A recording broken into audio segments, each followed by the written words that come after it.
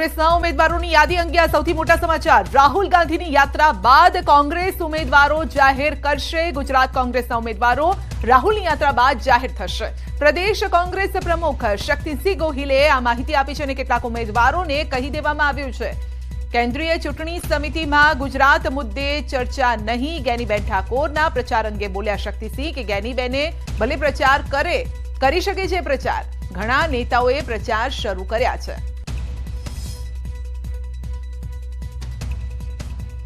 At appropriate time, we will announce the list before last minute of filing of the form.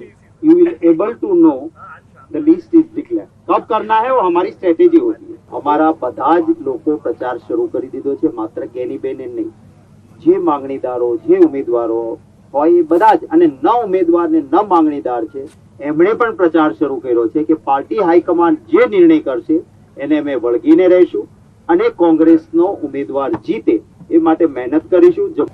जहां जहां पर हमने अपने प्रत्याशियों का चयन निश्चित किया है उसको लेकर प्रदेश कांग्रेस कमेटी के अध्यक्षों से विचार विमर्श होगा और हर प्रदेश की अपनी विशिष्ट परिस्थितियों को देखकर कब कौन से प्रदेश की सूची प्रकाशित करनी है उस पर फैसला होता है।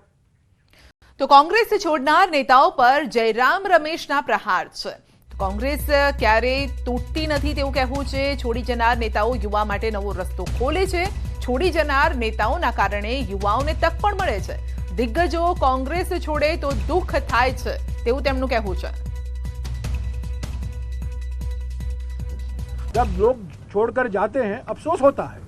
जो लोग 30, 35, 40 साल उनको सब कुछ मिला है पार्टी की ओर से, उनके काबिलियत के ऊपर से भी उनको मिला है, पर ये लोग छोड़कर जाते हैं, अफसोस होता है, मुझे भी अफसोस होता है। पर ये बात भी सही है कि जब एक व्यक्ति छोड़ता है कांग्रेस को, बहुत से दरवाजे, बहुत से खिड़कियां खोल जाती हैं और कई युवकों को उनको नया मौका मिलता है। तो પોલીસની તૈયારી કરતા યુવાનો માટે ખુશખબર છે। ટૂંક સમયમાં થશે પોલીસ સબ ઇન્સ્પેક્ટરની ભરતી। ગૃહ વિભાગે આપ્યા ભરતીના આદેશ। નવા નિયમો મુજબ પીએસઆઈની ભરતી થશે અને વહેલી તકે ભરતીની જાહેરાત બહાર પડાશે। બુધવાર સુધીમાં થઈ શકે છે ભરતીની જાહેરાત।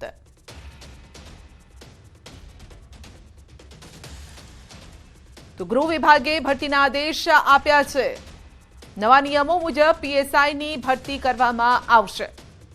વહેલી તકે ભરતીની જાહેરાત પણ બહાર પડશે। વધુ અપડેટ મેળવીશું સંવાદદાતા ગીતા પાસેથી। જી ગીતા, પીએસઆઈ ભરતી અંગે કહેવું છે કે ટૂંક સમયમાં જ તંત્રનું કહેવું છે કે ટૂંક સમયમાં જ ભરતી પ્રક્રિયાના આદેશ પણ અપાશે। જે આઈપીએસ હસમુખ પટેલની ન્યૂઝ 18 સાથેની વિશેષ વાતચીતમાં તેઓ જણાવ્યું હતું કે ગૃહ વિભાગથી ખાસ કરીને પોલીસ સબ ઇન્સ્પેક્ટરની જે ભરતી છે તેના નવા નિયમો મુજબ ભરતી કરવાના આદેશ તેઓને મળી ચૂક્યા છે અને મુજબ હવે તેઓ જે નવી ભરતી કરવા માંગે છે તેની જાહેરાત આગામી બુધવાર સુધીમાં આવે તેવી સંભાવના છે અને વહેલી તકે આ માટેના નિયમો પણ જાહેર કરવામાં આવશે। એટલે જે લોકો જે ઉમેદવારો આની તૈયારી કરી રહ્યા છે તેણે હવે આગામી બુધવારની જાહેરાત પર નજર રાખવાની જરૂર છે। વહેલી તકે આગામી અઠવાડિયા સુધીમાં જ આ મુદ્દે જાહેરાત થઈ જશે। પોલીસની તૈયારી, પોલીસ પરીક્ષાઓની તૈયારી કરતા યુવાનો માટે આ ખાસ કરીને ખૂબ જ ખુશીના સમાચાર છે। પોલીસ સબ ઇન્સ્પેક્ટરોની ભરતીની જાહેરાત વિધિવત કરવામાં આવશે આગામી બુધવાર સુધીમાં। નવા નિયમો મુજબ જ આની ભરતી કરશે અને આ જે નવા નિયમો છે તે પણ બુધવાર પહેલા જાહેર થશે અને ભરતી કરવા માટે ગૃહ વિભાગે આદેશ આપી દીધા છે। જી ગીતા, અને એક સમાચાર કે ગાંધીનગરમાં 100થી પણ વધુ લોકોને ફૂડ પોઈઝનિંગ થયું છે। લગ્ન પ્રસંગમાં જમણવાર બાદ થઈ હતી અસર અને તમામને સારવાર અર્થે હોસ્પિટલ ખસેડાયા છે। સેક્ટર 24માં લગ્નમાં જમણવાર બાદ અસર થઈ ફૂડ પોઈઝનિંગ અને જેના બાદ હોસ્પિટલમાં દાખલ કરવામાં આવ્યા છે।